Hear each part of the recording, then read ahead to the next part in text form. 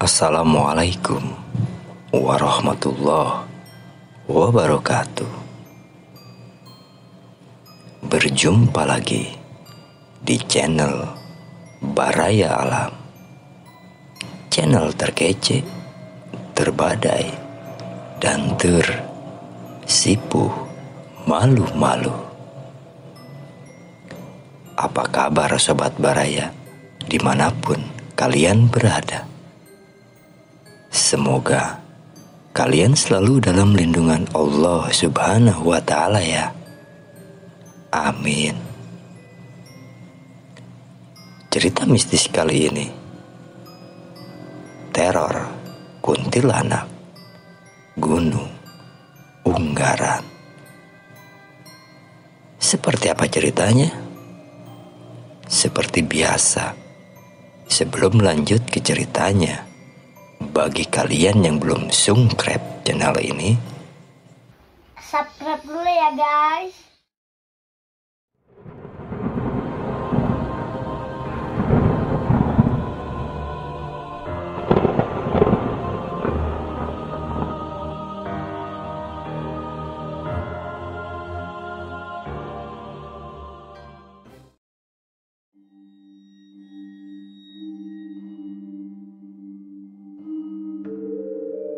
Semarang, 16 Agustus 2013.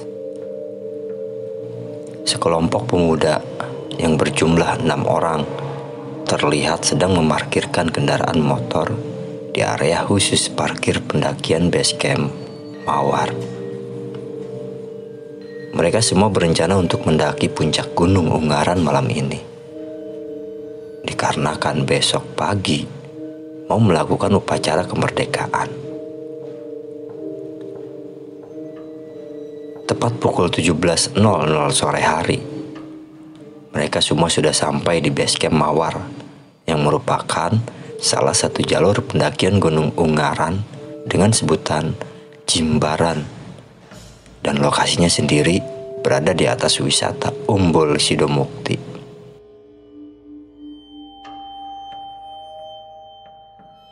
Keenam pemuda ini tergabung dalam satu geng yang bernama Jomet Crew, di mana anggotanya mulai dari Joko, Ruli, Najib, Singgih, Rizky, dan Syem. Mereka semua merupakan satu alumni SMK yang sekarang sudah terpisahkan antar kabupaten maupun provinsi. Ide melakukan pendakian berawal dari Syem yang berkeinginan untuk memperingati hari kemerdekaan di atas puncak Gunung Unggaran. Alhasil, mereka pun juga mau ikut dalam hal merasakan sensasi naik gunung malam hari. Ini kali ketiga dirinya melakukan pendakian via jalur Jimbaran. "Bokongmu panas, Dut?" tanya Joko. "Gundule wasu, jancuk, kapok merene," omer Rizky. Buahahaha. Kami semua tertawa.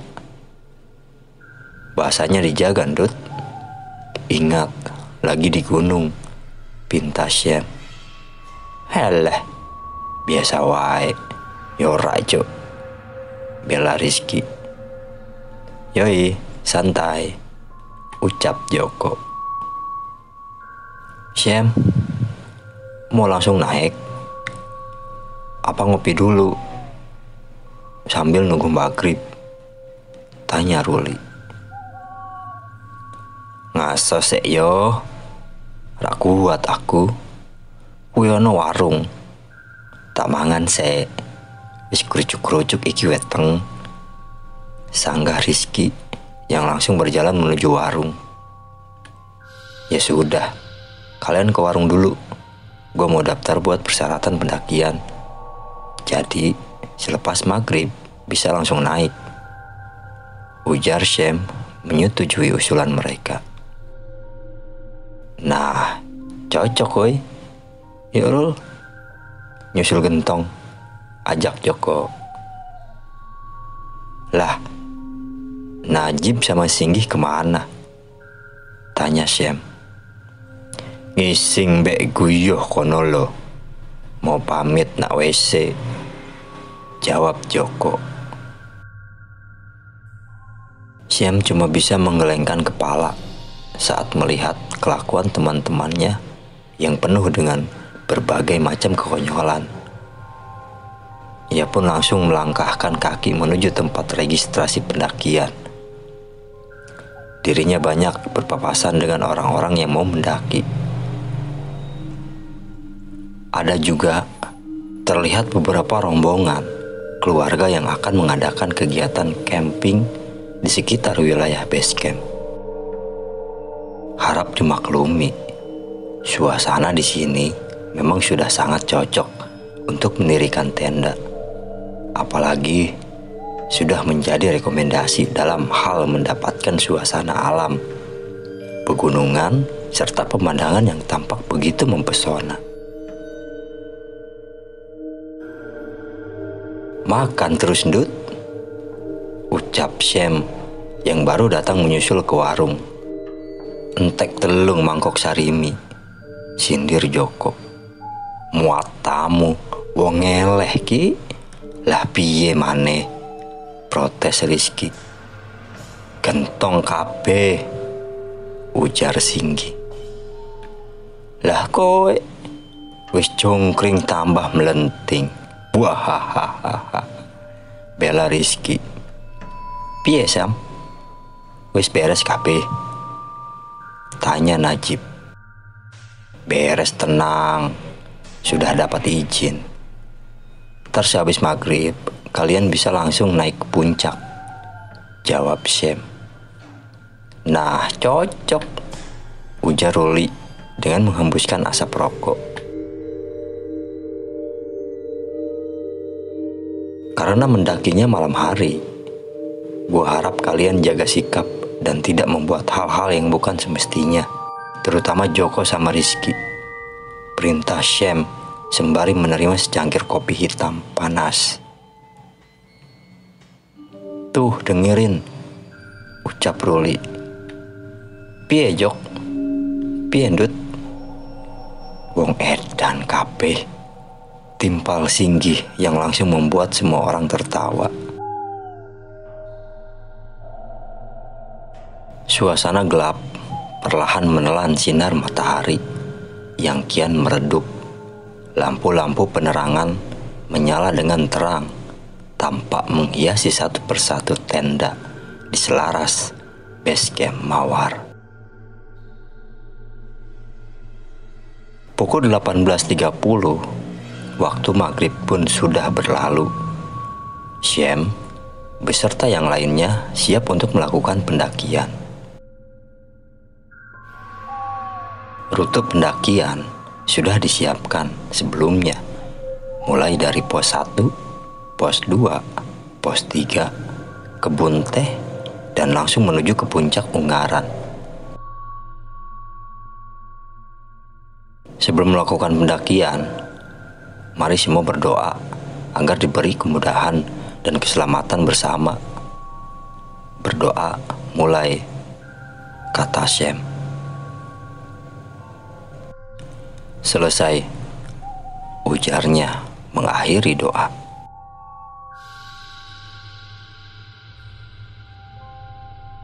Memulai perjalanan dari base camp Mawar menuju ke pos 1 Pronojiwo sangatlah santai, dikarenakan jalur masih normal, mendatar dengan tekstur jalan tanah cadas yang belum ada tanjakan.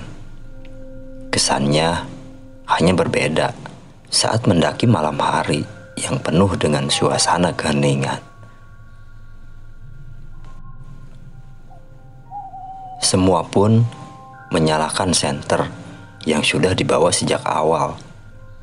Namun karena perjalanan akan memakan waktu kurang lebih 4 jam, dan ini hanya estimasi awal yang bisa berubah tergantung situasi serta kondisi.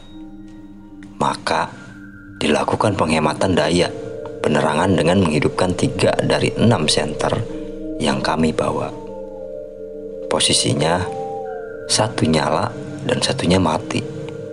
Begitu juga seterusnya sampai senter ke-6.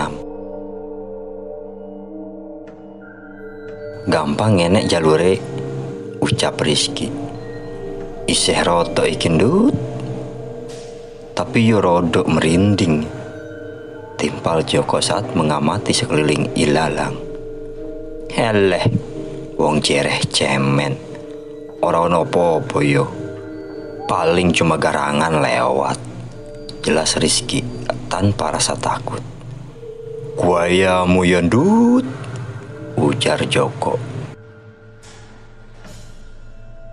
Sam yang berada di depan saat memandu jalan pun mendengar dengan jelas obrolan Rizky dan Joko. Dirinya ada rasa khawatir, di mana mereka berdua yang suka jahil sekaligus bercanda di luar batas tanpa mengenal tempat.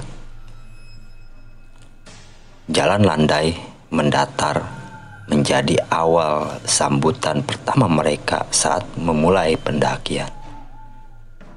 Bagi pemula yang baru mulai pasti tidak akan mengalami kesulitan. Kurang lebih 30 menit, Sam beserta rombongan sudah sampai di pos 1, Pronojiwo. Terlihat Joko dan Rizky sedikit terengah-engah sembari mengatur ritme napas, sedangkan yang lain masih dengan sikap seperti biasa. Terdapat satu shelter dengan ukuran kecil yang beratap seng di sisi kiri jalur pendakian. Sek, ambekan sek, tak lungu ngaso, pinta Rizky yang sudah duduk di shelter. Jancok, gentong kakehan mangan opo, koyo ngene malah, seru Joko malah ikutan duduk. Ya udah, kalian istirahat dulu sebentar, ucap Sam yang masih berdiri melihat sisi kanan jalan. Sesudah istirahat 10 menit, mereka melanjutkan mendaki menuju ke pos 2, di mana jalur medan sama seperti pos 1, dengan jalan mendatar santai tanpa ada tanjakan. Walaupun begitu jalur ini sudah memasuki hutan lereng Gunung Ungaran, pemandangan pohon-pohon besar serta tanaman liar menjadi hal yang lumrah saat perjalanan mendaki menuju ke pos 2. Langkah demi langkah, kaki terus mendaki. Bunyi gemericik terdengar di pertengahan jalan, menandakan akan ada aliran sungai yang merupakan sumber air pertama. Setelah aliran air, ada satu tanjakan berbatu yang menandakan mau sampai ke pos 2. Pemandangan pun tak jauh berbeda. Di sini juga terdapat shelter beratap seng. Namun, di depan ada lokasi yang luas dan bisa menjadikan ruang untuk mendirikan tenda.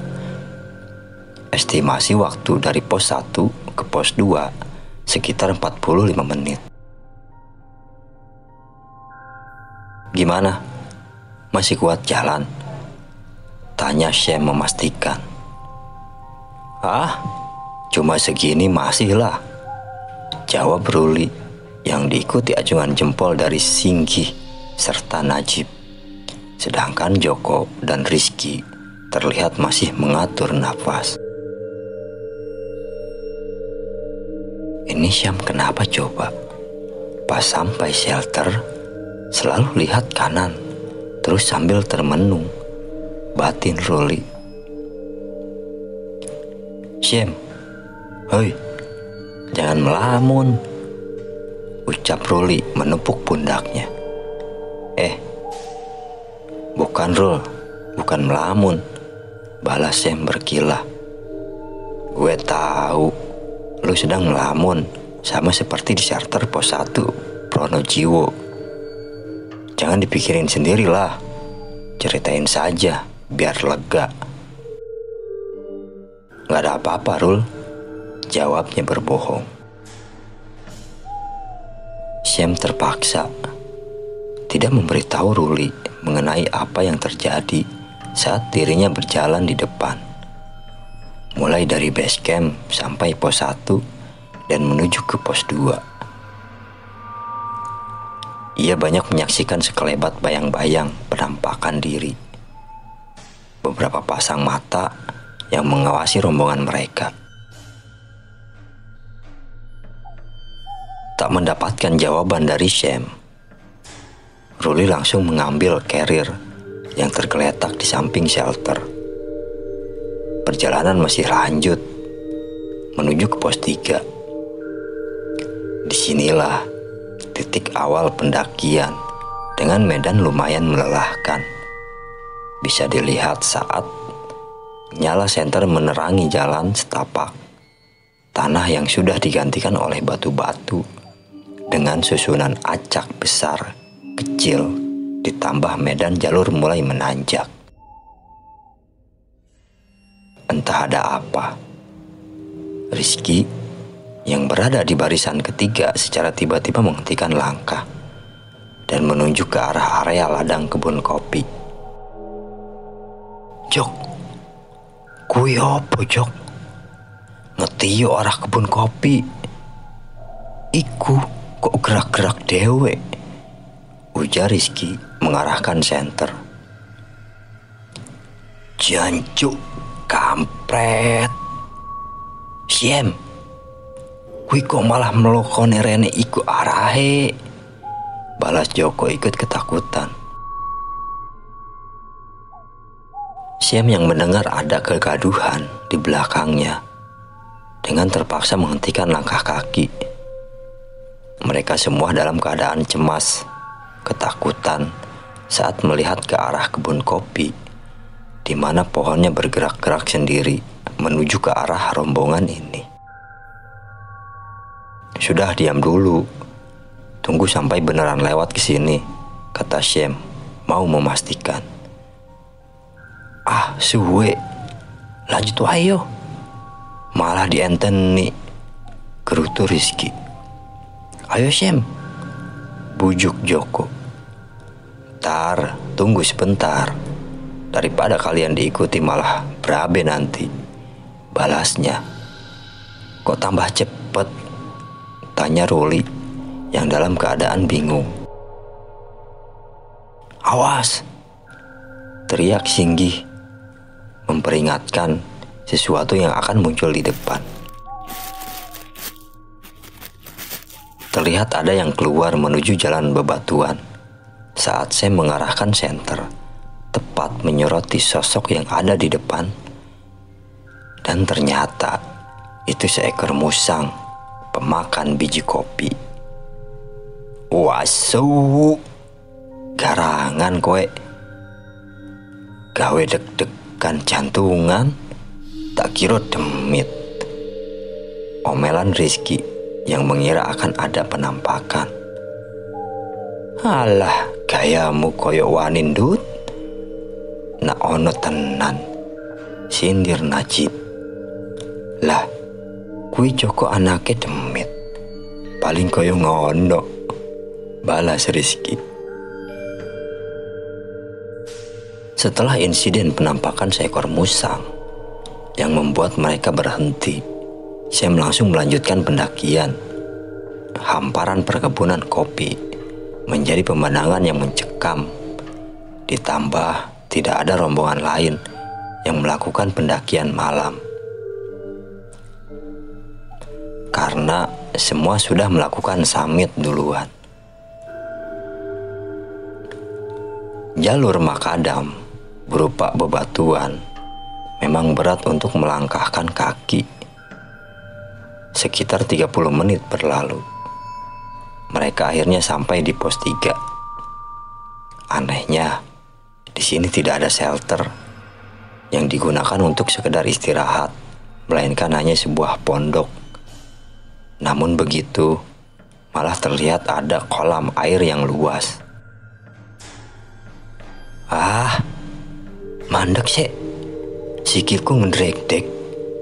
Pinta Rizky kelelahan. Saya tak ngombe dhisik. Aduh. Ucap Joko menambahi. Jok. Herene nak kene ono wedok ayu tenan. Tanya Rizky. Yah mene mulo ono. Nak seksi. Semlohai ngimpi wae. Wong peteng dedet. Ngene paling demit nyengir. Jawab Joko. Lah kuwi wedoke malah guyu. Seksi sisan, susune gede. Jelas Rizky terpesona. Matamu sempal, ngendi ono ndut? Tanya Joko penasaran. Kuwi loh, jejer kolam. Suwek tenan ayune. Jawab Rizky dengan tangan menunjuk kolam. Bocah wedan. Kuy. Joko terbelalak bergeridik, ngeri melihat sosok penampakan di depannya. Syak. Suara tercekik seakan tak mau keluar dari mulutnya. Sam dan yang lainnya terlihat sedang beristirahat di pondok. Ia meneguk air secara perlahan untuk menghilangkan dahaga tenggorokannya yang sudah mulai kering. Begitu juga dengan mereka. Beda dengan Rizky dan Joko, lebih memilih duduk menghadap ke kolam air. Hati-hati, Le. Tiba-tiba, Syam mendengar suara misterius. Ia pun mencari sumber suara tersebut, namun tak mendapatkan apa-apa. Justru, dirinya mendapati Joko yang memperlihatkan raut wajah ketakutan, seakan minta tolong. Sedangkan Rizky malah senyum-senyum sendiri ke arah kolam. Astagfirullah.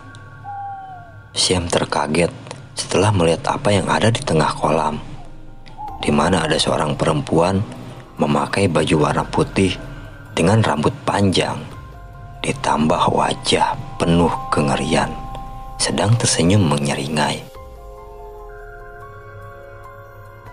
Gawonen, kancamu lunga, Le. Bisik suara misterius itu lagi. Tak mau memperburuk keadaan, dirinya memutuskan untuk lanjut lagi pendakian menuju perkebunan teh. Ia meminta Singgih untuk menuntun Rizky, sedangkan Joko didampingi Ruli. Langkah kaki setapak kembali berkutat dengan bebatuan yang ada di sepanjang jalan setelah meninggalkan pos 3. Namun, ada hal yang aneh yang membuat Sam fokusnya terpecah dalam perjalanan menuju perkebunan teh. Sikap dari Joko sekarang malah termenung tanpa suara, sedangkan Rizky masih senyum-senyum sendiri. Aneh.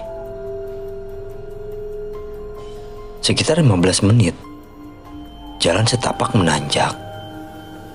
Terlihat di depan ada sebuah pertigaan yang merupakan pertemuan jalur pendaki Promosan, Jimbaran, dan kebun teh. Sama seperti medan sebelumnya, jalur ini pun masih berbatu menanjak ke atas. Syam melihat jam tangan sudah menunjukkan pukul 21.00. Berarti ia baru setengah perjalanan. Hanya kurang melewati kebun teh yang langsung ke puncak. Inilah jalur terakhir dengan medan paling berat, seperti bebatuan yang mengharuskan mereka untuk menanjak naik. Mau lanjut kebun teh, apa belok ke desa Promasan? Tanya Syam berhenti sebentar. Nanggung banget ini. Lanjut saja. Toh, di sana pasti sudah ramai, ucap Ruli. Sedangkan yang lain cuma mengangguk setuju. Langkah kaki yang sempat terhenti mulai melangkah secara perlahan saat mendaki jalan berbatuan, menanjak, di mana sekelilingnya hanya perkebunan teh.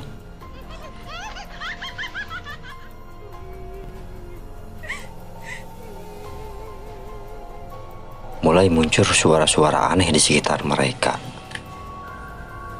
Hawa mistis sudah tak malu-malu lagi menampakkan diri.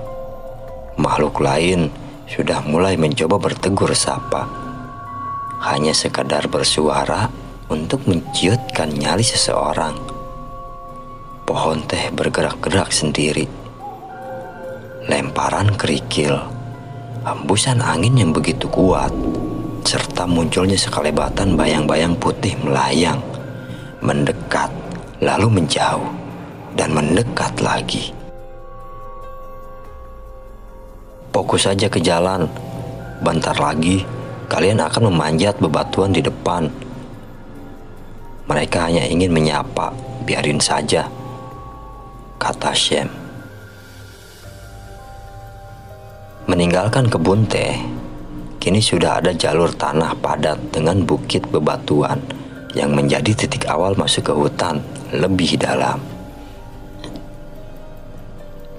Satu persatu dari rombongan ini mulai memanjat dengan cepat, saling membantu, dan tidak ada yang meninggalkan terlebih untuk Rizky dan Joko.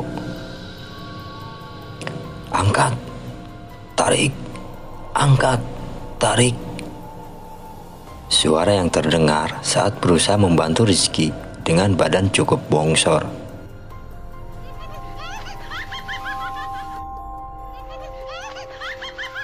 Muncul suara tertawa dari kejauhan. Akhirnya, setelah kesusahan menaikkan Rizky, mereka semua berhasil memanjat ke atas. Syem mulai mengarahkan senter ke samping kiri, kanan, serta depan. Kenapa kali ini dirinya saat mendaki gunung malah mendapat berbagai macam penampakan?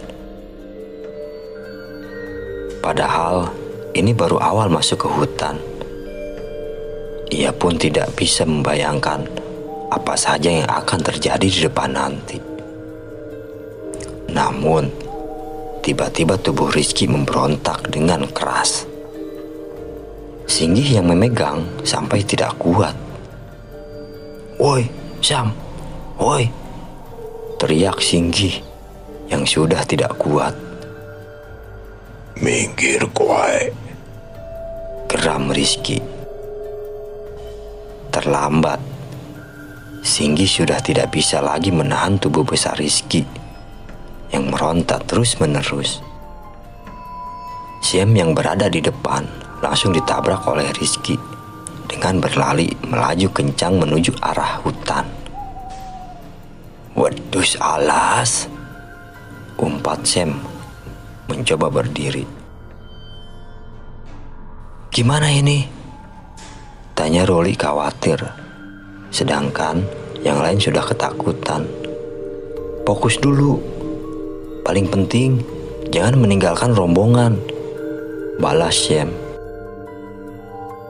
koncomu ono nak cedak uwet gede le. Suara kakek-kakek misterius yang terdengar lagi. "Rizky, biar gue yang urus nanti. Ayo lanjut naik, biar cepat sampai," perintah Syem. "Tapi, tenang Rul. Rizky sudah ada di tengah hutan dekat pohon besar," sanggah Syem membuat semuanya sedikit kaget. Setapak langkah kaki yang semakin berat membelah keheningan malam saat sudah masuk ke hutan. Suara menangis dan tertawa seseorang perempuan serta bunyi-bunyi aneh kian sering terdengar, seakan menemani mereka dalam gelapnya malam. Pikiran Syem sudah berkecamuk mendapati Rizky yang menghilang. Dirinya menengok ke belakang, melihat semua orang dalam keadaan ketakutan. Semoga, lirih suara dari Syem. Langkah yang semakin tertatih, otot kaki menegang, dan pikiran terkecamuk. Penuh tanya membuat Ruli hampir pesimis menyerah. Namun setelah melihat seseorang di depannya mengenakan kupluk, seakan memberikannya semangat mendaki. Lu emang dari dulu tidak berubah, Syem? Batin Ruli. Malah mencekam, penuh dengan bisikan makhluk tak kasat mata yang membuat seseorang menyerah. Tak menghentikan langkah kaki dari rombongan ini, Syem yang memandu mereka terus masuk menerobos agar segera keluar dari hutan. Hampir 1,5 jam mendaki, dirinya belum menemukan pohon yang besar sesuai arahan dari suara kakek-kakek yang misterius itu. Udara pegunungan kian menusuk tulang, sudah semakin terasa. Di ujung jalan mulai terdengar suara keramaian dan cahaya yang tampak menyinari kegelapan. "Syem, ada pohon besar!" teriak Ruli dengan arahan senter. Singgih yang berada di belakang marah mengarahkan senter ke atas pohon. Langsung bergeridik, ngeri melihat sosok perempuan memakai baju putih dengan mata melotot menandakan sebuah ancaman. Kun, pekik suara Singgih tertahan. "Syem, di atas!" teriak Najib. "Syem, Rizky!" teriak Luri baru menyadari. "Astagfirullah!" pekiknya. Jupuk banyu le. Waki dungo marang Gusti panguripan sejagat. Suara seorang kakek-kakek yang misterius itu terdengar lagi. Tanpa pikir panjang, Syem langsung menjatuhkan carrier dan mengambil botol air untuk diberikan doa keselamatan. Penampakan sosok perempuan di atas hanya melotot, memandangi tanpa adanya pergerakan. Ia memberanikan diri untuk menghampiri Rizky di dekat pohon dengan matanya yang melotot. "Minggir koe, lungo," geram Rizky. Tak menggubris perkataannya, Syem langsung memaksa Rizky agar mau membuka mulut. Walaupun penuh perlawanan, dirinya berhasil membuat Rizky menenggak air minum yang sudah dikasih doa.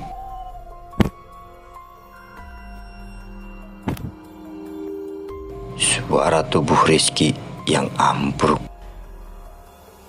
"Ayo bantu," perintah Ruli saat melihat Rizky tergeletak dan Syem yang sedang mengatur napas dengan menyender di pohon. "Masih kuat?" tanya Ruli menghampiri Syem. "Masihlah, masa kalah ngelawan gentong empal," balasnya bercanda, mencairkan suasana yang masih menegangkan. Lalu Syem mencoba berdiri, maju perlahan sambil melihat ke atas pohon. Ia lebih kaget mendapati sosok perempuan tersebut sudah menghilang lenyap entah kemana. Sayup-sayup perlahan Rizky membuka mata setelah 30 menit menunggu. Mereka tidak akan menceritakan kejadian naas ini sebelum sampai ke campground dekat puncak Ungaran. "Mumpung Gentong sudah sadar, ayo lanjut mendaki. Sebentar lagi kalian sampai di camping ground puncak," perintah Syem. Mereka semua mengambil carrier yang bergeletak di atas tanah kemudian bersiap melangkahkan kaki menapaki jalur menanjak di antara pohon-pohon yang menjulang. Berbeda dengan sebelumnya, sekarang sudah tidak ada lagi suara-suara tertawa, cekikikan, menangis, maupun sekelebatan bayang. Semua hilang begitu saja. Hanya terdengar hewan-hewan penghuni yang bersuara. Akhirnya, teriak Ruli yang ada di barisan belakang.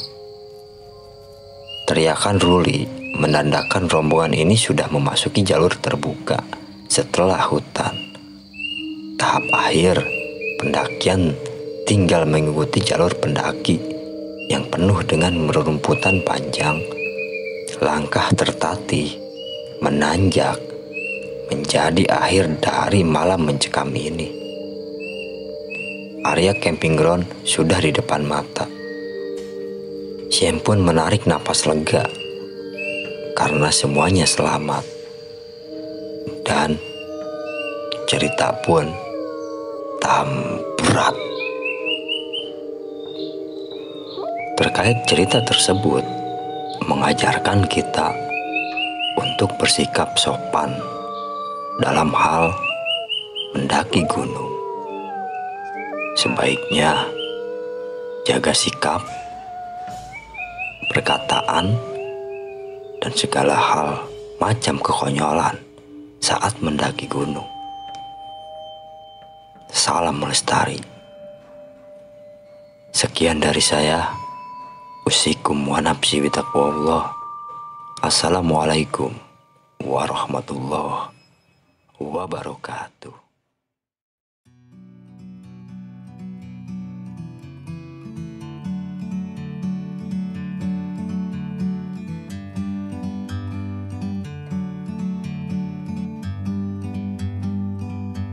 Like a bird on a tree,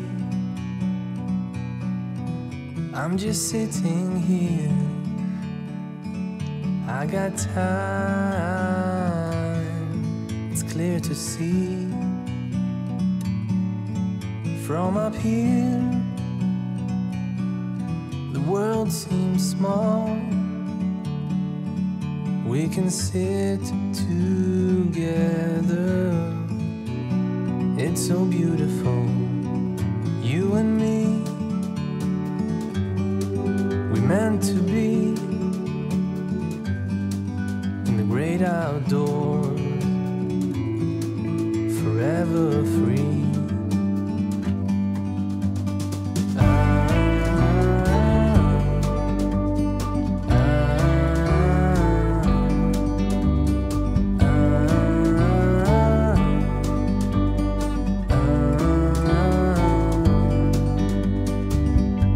Sometimes you need to go and take a step back to see the truth.